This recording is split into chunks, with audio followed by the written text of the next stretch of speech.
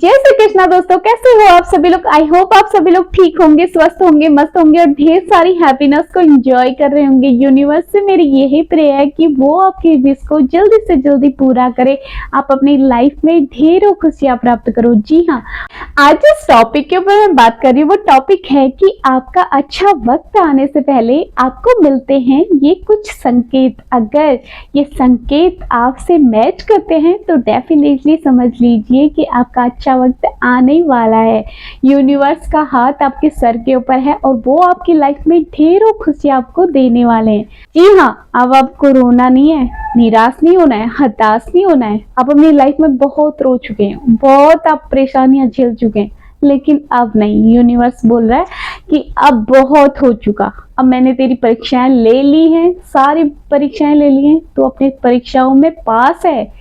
अब तेरा अच्छा टाइम आने वाला है। उससे पहले के जो संकेत है ना, उन्हीं को मैं आज आपके साथ शेयर कर रही हूँ। अगर ये संकेत आपके साथ मैच करते हैं तो डेफिनेटली समझ लीजिए कि आपकी लाइफ चेंज होने वाली है। देखो, समय भी कभी एक जैसा नहीं रहता, आपको पता ही है ना। समय भी परिवर्तित होता है, जैसे मौसम परिवर्तित होता है वैसे ही समय भी परिवर्तित होता है। जैसे अभी गर्मी है तो फिर सर्दी आएगी, वैसे ही अगर आपकी लाइफ में भी प्रॉब्लम चल रही है तो डेफिनेटली आपकी लाइफ में आगे परिवर्तन होगा। यूनिवर्स ना आपकी लाइफ में आपको बहुत बड़ा देने से पहले ना वो बहुत बड़ा दुख भी देता है। जी हाँ, अगर आप उस दुख को सहन कर चुके, अगर आप उस दुख में भी हौसला हिम्मत बनाए रखे तो समझ लीजिए आपकी लाइफ में चमत्कार होने स्टार्ट हो जाएंगे।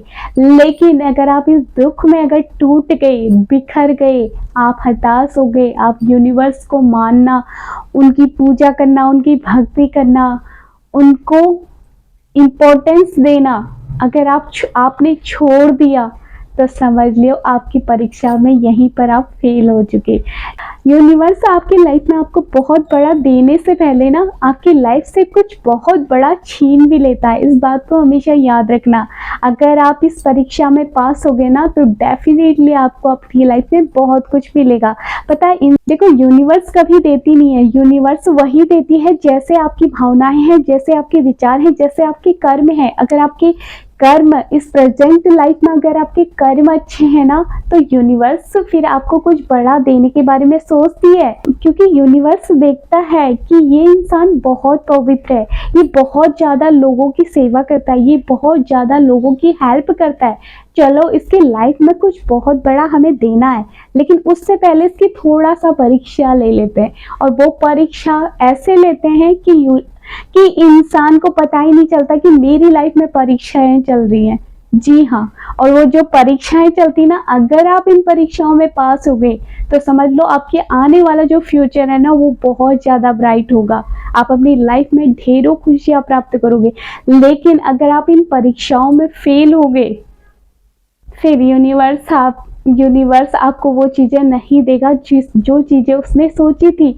देखो, जैसे स्कूल में एग्जाम होते हैं, कॉलेज में एग्जाम होते हैं, जब स्टूडेंट पेपर देता है, वो लिखता है, टीचर्स उसको देखते हैं, वॉच करते हैं कि क्या आंसर लिख रहा है, लेकिन वो उस समय उसको कुछ नहीं बोलते हैं कि बेटा तू आंसर सही लिख रहा है या बेटा तू आंसर गलत लिख रहा है। वो केवल देखते हैं। तो वैसा ही यूनिवर्स भी काम करता है, वो देखता है आपके कर्म, वो आपको कर्म करने के लिए खुला छोड़ते हैं।